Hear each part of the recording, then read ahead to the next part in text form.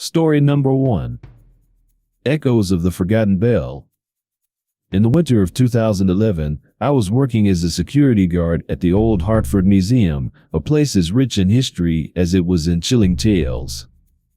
My nightly rounds were often accompanied by the eerie silence of the empty halls, housing artifacts from a bygone era. But there was one particular story that haunted these halls more than any other, the legend of the Midnight Bell Ringer. The story, as told by the older staff, spoke of a ghostly figure dressed in Victorian garb, seen wandering the museum's corridors. At the stroke of midnight, a bell would ring, its sound echoing through the empty aisles, leaving a trail of cold air and unexplainable dread. Being a rational person, I dismissed these tales as mere superstitions, until one night, when the unbelievable happened. It was a night like any other, the clock approaching midnight. That's when I first heard it, the distant, yet unmistakable sound of a bell ringing. The sound seemed to come from the Victorian exhibit, a section of the museum that showcased life in the 1800s. As I cautiously made my way toward the sound, the air grew colder, the silence of the museum now filled with the eerie toll of the bell. Then, I saw it, a figure, draped in Victorian attire, ringing a handbell. Its face was obscured, but its presence filled me with an inexplicable sense of sorrow. I stood frozen, watching as the figure slowly vanished, leaving behind a lingering whisper that felt like a forgotten memory. The next day, I shared my experience with some young colleagues, James and Sarah, both in their late 20s and intrigued by the museum's paranormal history. Together, we delved into the museum's archives, uncovering a tragic story from the Victorian era. We learned about Elizabeth, a young woman who worked at the museum in its early days. She was known for ringing a bell at closing time, a task she cherished. However, her life was cut short by a tragic accident within the museum's walls, her story lost in the annals of time. Determined to find more, we set up recording devices in the Victorian exhibit, hoping to capture evidence of the Midnight Bell Ringer. Night after night, we listened, and then, just as we were about to give up, we caught it, the sound of the bell and a faint voice, whispering a name, Elizabeth. Our discovery sparked a deeper investigation into the museum's history, revealing more about Elizabeth's life and her untimely death. We held a small ceremony in her honor, acknowledging her life and her story, long forgotten. After that night, the bell did not ring again. It was as if acknowledging Elizabeth's story had given her spirit the peace it needed. The Midnight Bell Ringer became a legend, a poignant reminder of the past's presence within our lives, and the stories that linger in the shadows, waiting to be told. Story number 2. The Enigma of the Christmas Spirit. Back in the winter of 2012, I worked as a night manager at a large retail store in a sleepy suburb of the United States. The store, decked out in festive decorations, buzzed with the spirit of the holiday season. However, beneath the joyful facade, a chilling tale began to unfold, one that would come to be known as the Vanishing Santa. It started with whispers among the staff, young employees like Emily and Josh, both in their early 20s, who spoke of seeing an apparition resembling Santa Claus. This spectral figure was seen wandering the store after hours, dressed in traditional Christmas attire. But whenever someone tried to approach, it would vanish, leaving behind a faint scent of cinnamon. At first, I dismissed these accounts as imaginative tales spun by the staff to pass the time during the long holiday shifts. But then, I saw it myself. One quiet night, while reviewing inventory, I glimpsed a figure in a red suit, ambling down an aisle. As I followed, it disappeared around a corner, and when I reached the spot, all that was left was the faint aroma of cinnamon. Intrigued and unnerved, I decided to investigate. I gathered a small team of workers, including Emily and Josh, to monitor the store after hours. We set up cameras and audio recorders, hoping to catch a glimpse of the vanishing Santa. Night after night, we watched and waited. Then, during a review of the footage, we caught a brief glimpse of the figure. The cameras captured a distorted image of what looked like Santa Claus, but the figure seemed to flicker in and out of existence. Our investigation took a darker turn when we discovered an old newspaper clipping. Decades ago, the store had been the site of a tragic accident during the Christmas season. The store's Santa, a beloved local figure, had suffered a fatal heart attack while entertaining children. Armed with this knowledge, we held a small vigil in the store, acknowledging the forgotten tragedy. We shared stories about the store's history and the joy the Santa had brought to the community. After that night, the sighting ceased. The apparition of the vanishing Santa was no longer seen, and the cinnamon scent faded away. It was as if acknowledging the past had calmed a restless spirit. As I shared this story with friends and family over the years, it became a testament to the unseen echoes of the past that linger in our lives. The Vanishing Santa of 2012 remains a poignant reminder of the mysteries that can hide behind familiar faces and festive lights, a ghostly whisper of a Christmas long gone. Story number 3. The Chilling Secret of Pine Isle. The year was 2013, and I worked at a large home and garden store in a quiet American suburb. As Christmas approached, an unsettling phenomenon began to manifest in the store, particularly around the Christmas tree section, known thereafter as the Whispering Christmas Trees. The first accounts came from young employees like Anna and Luke, both in their early 20s. They spoke of hearing soft, eerie whispers among the rows of Christmas trees. At first, these whispers were dismissed as the rustling of pine needles or distant conversations. But as the days grew shorter and the nights longer, the whispers became clearer, yet their source remained elusive. Customers too began to notice. Some reported a sudden drop in temperature upon entering the tree section, while others mentioned feeling an unexplainable sense of dread, as if they were being watched or followed.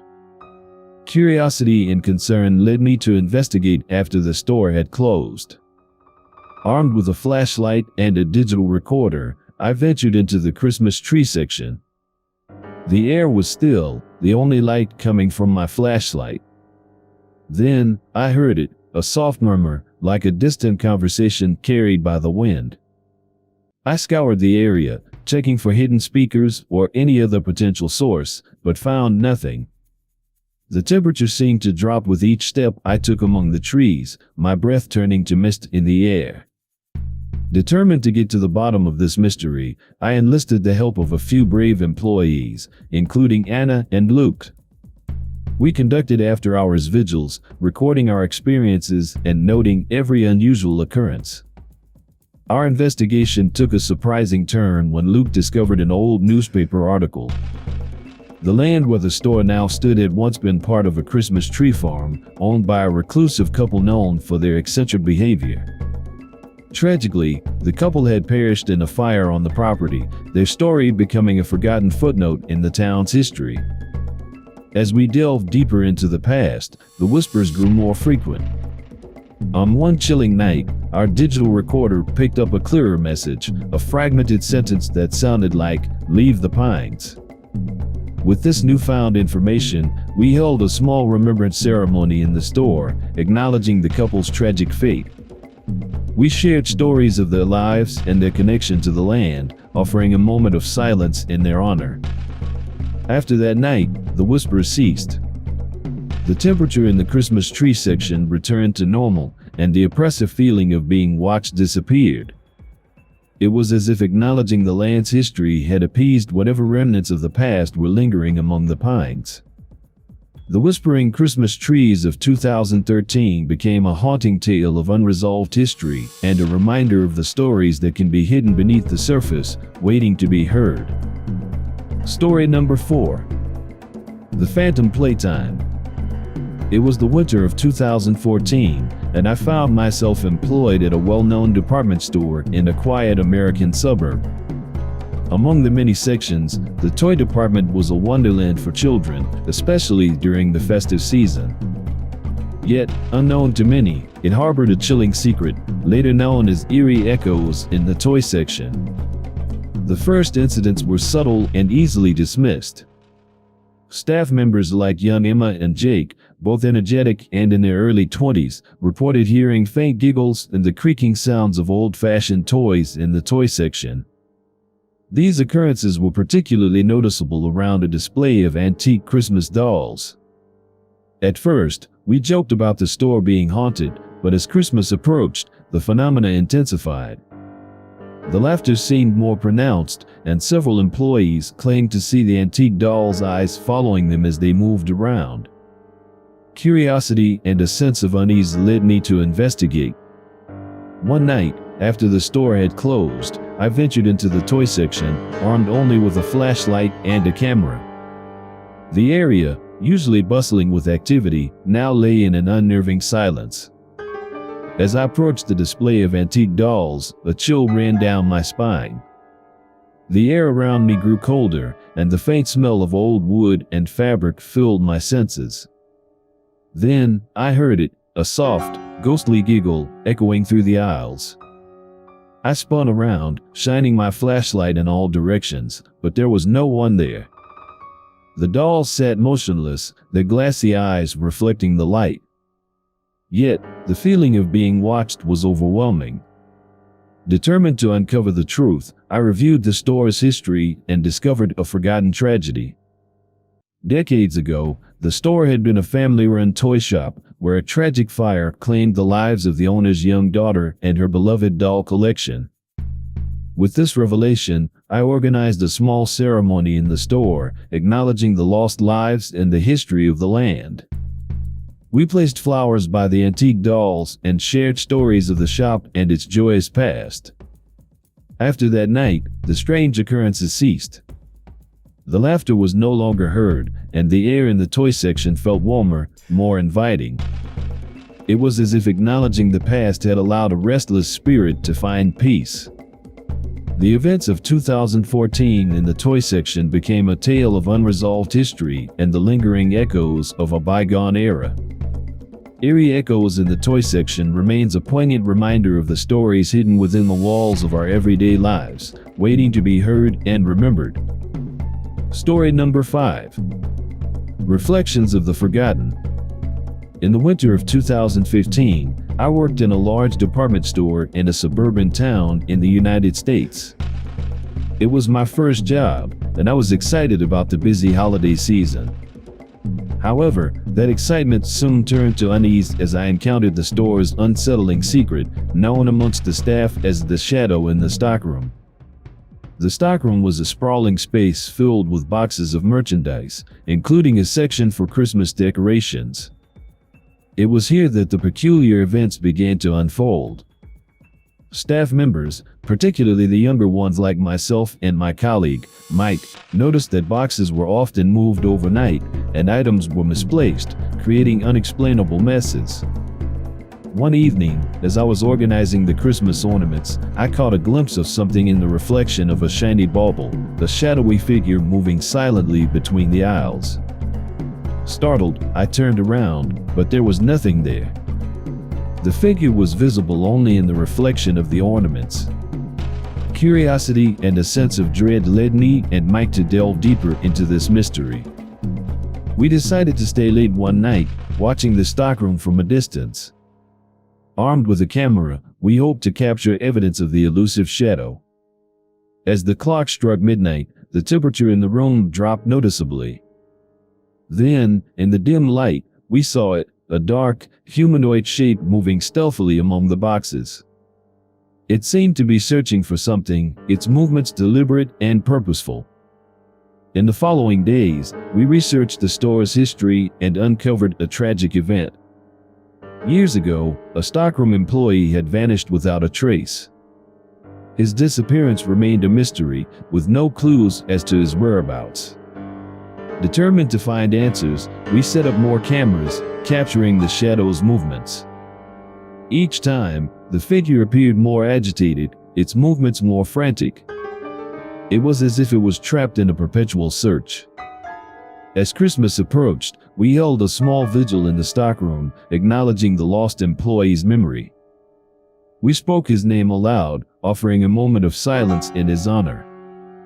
After that night, the shadow in the stockroom ceased to appear. The message stopped, and the atmosphere in the room lightened.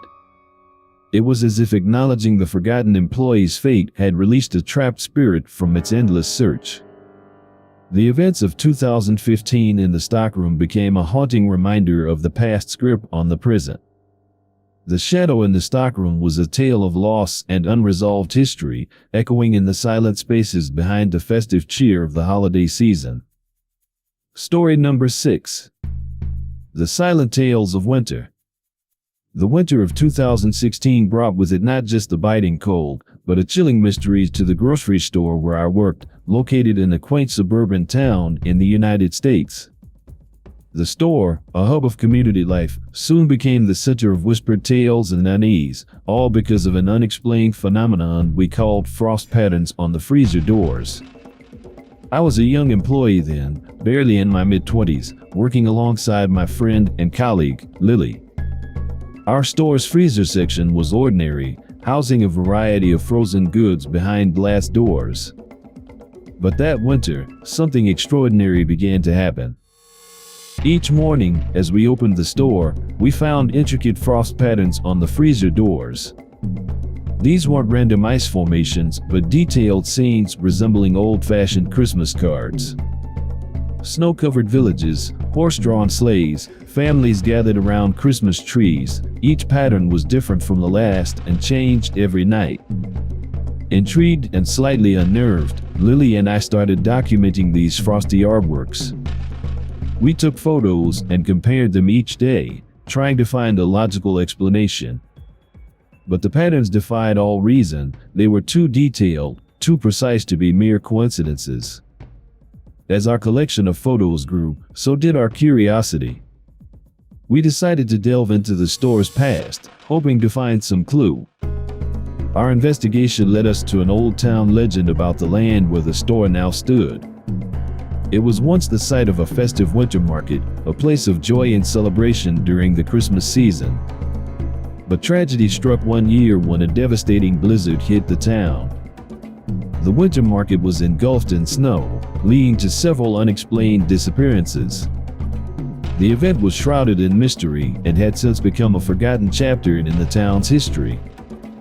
Armed with this knowledge, Lily and I felt a deep connection between the frost patterns and the lost winter market. We shared our findings with the store manager and proposed an idea to hold a small memorial for those who had perished in the blizzard right there in the store. On a cold December night, we gathered with our co-workers and a few interested locals, sharing stories of the winter market and observing a moment of silence in memory of the lost souls. After that night, the frost patterns ceased to appear. The freezer doors remained clear, and the atmosphere in the store lightened. It was as if acknowledging the tragedy had allowed the spirits of the past to rest. The mystery of the frost patterns became a legend in our town, a haunting reminder of forgotten histories and the silent stories etched in ice. Frost patterns on the freezer doors will always be remembered as a poignant tale of loss, remembrance, and the mysterious ways the past makes itself known. Story number 7. The Wandering Carts of Winter Eve. The winter of 2017 was particularly cold and quiet in our small suburban town in the United States, a silence that would soon be filled by the eerie events at the local supermarket where I worked. My name is Sarah, and I was 28 at the time, working alongside my colleague, Tom, a fellow night shift worker. Together, we experienced the bizarre phenomenon of the ghostly trolley collector. Our store, a staple in the community, had a spacious parking lot where we often collected abandoned shopping carts. However, that winter, something unusual began to happen. Carts started moving on their own, aligning themselves neatly in rows, as if pushed by an unseen hand. The most unsettling part was the sound they made, a jingling like sleigh bells, echoing through the cold night air. At first, Tom and I laughed it off, joking about a ghost with a penchant for orderliness. But as the occurrences became more frequent, our laughter turned to unease. The phenomenon seemed to peak late at night when the parking lot was deserted and bathed in the pale glow of the streetlights. Curiosity getting the better of us, we decided to investigate. We set up cameras around the parking lot, hoping to catch a glimpse of the phantom trolley collector. Night after night, we watched the footage, but the cameras showed nothing except the carts moving as if by their own will. Our investigation took a turn when we delved into the history of the land upon which the supermarket stood. We discovered that it was once the site of an old toy store, known for its charming Christmas displays and a beloved owner who was fond of playing Santa Claus for the local children. Tragedy struck one Christmas Eve when a freak snowstorm hit the town. The toy store owner, determined to keep the store open for last-minute shoppers, braved the storm but never made it home. His passing was mourned by the entire community, and the toy store was eventually demolished, with the supermarket built in its place. Intrigued by this piece of history, Tom and I organized a small tribute in the parking lot, honoring the memory of the toy store owner.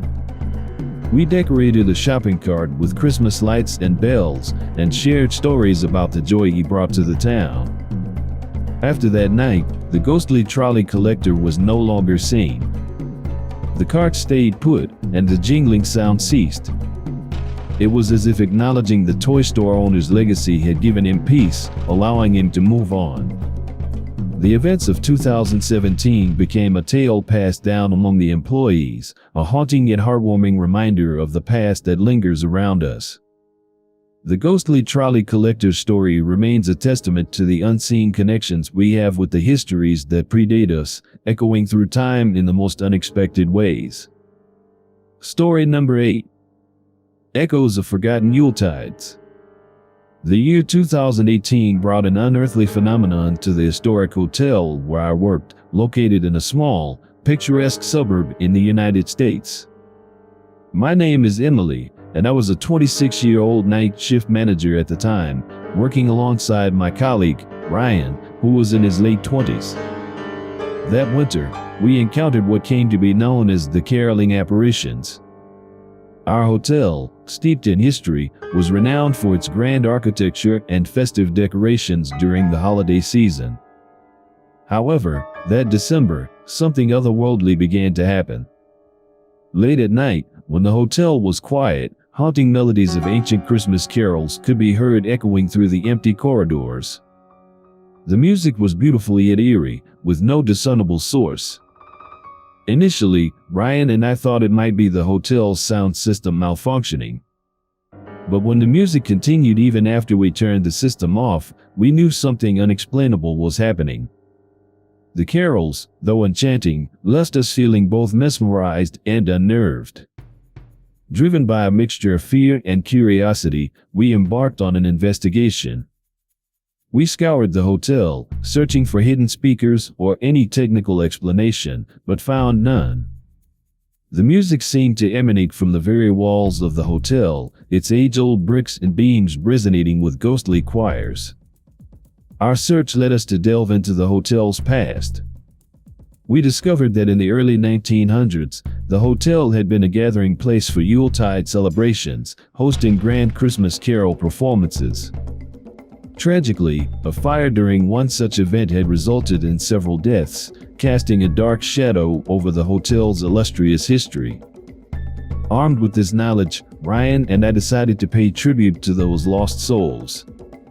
On Christmas Eve, we set up a small memorial in the hotel lobby, with candles and photographs from the early 20th century.